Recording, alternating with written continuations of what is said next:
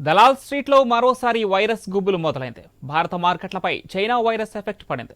Asia మార్కెట్ల నుంచి బలహీన సంకేతాలు, విదేశీ మదుపర్ల అమ్మకాలు సూచీలను పడేశాయి.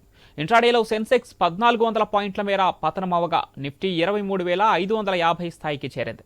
మదుపర్ల సంపదగా భావించే బీఎస్ఈలో నమోదిత కంపెనీల మొత్తం మార్కెట్ విలువ దాదాపు 12 లక్షల కోట్ల రూపాయల మేర క్షీణించి 499 లక్షల కోట్లకు చేరింది.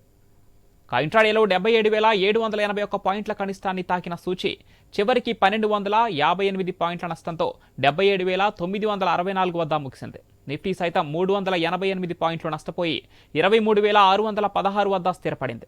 డాలర్తో రూపాయి మారకం విలువ మరో 3 పైసలు క్షీణించి 85.82గా ఉంది. సెన్సెక్స్ 30 సూచీలో టైటాన్, సన్ఫార్మా షేర్లు మినహా మిగిలిన అన్ని కంపెనీల షేర్లు నష్టాల్లో ముగిశాయి.